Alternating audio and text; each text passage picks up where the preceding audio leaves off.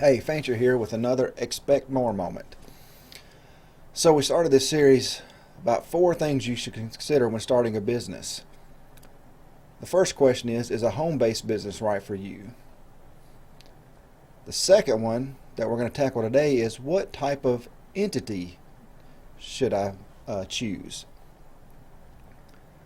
And this is actually one of the most common questions we see from new business owners, and really it's one of the most common mistakes we see new business owners undertake when they don't seek advice.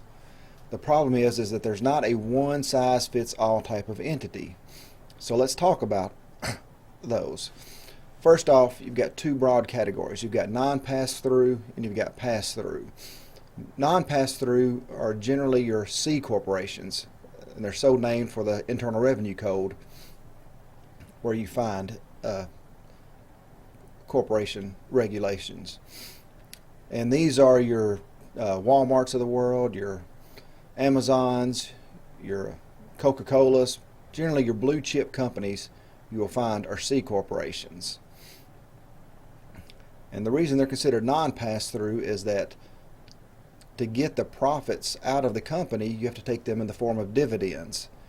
So the company itself will actually pay tax on those profits.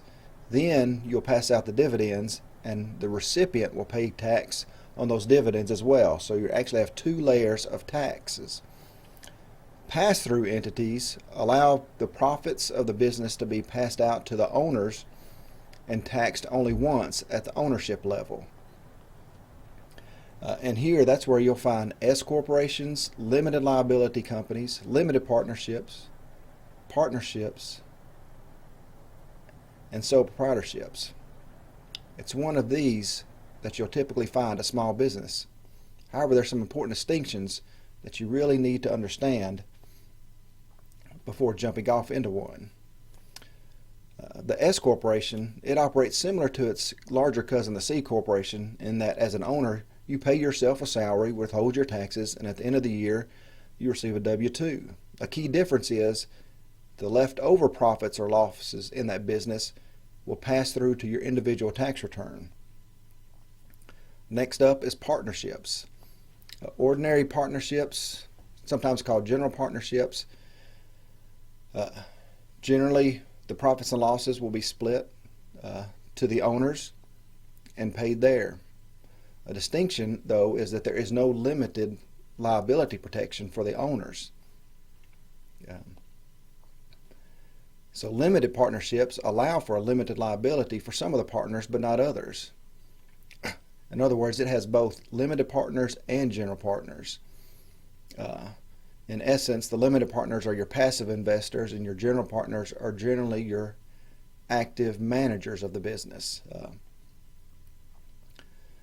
The liability then is limited for the limited partners to their investment, but for the general partners it could be unlimited. First tax return.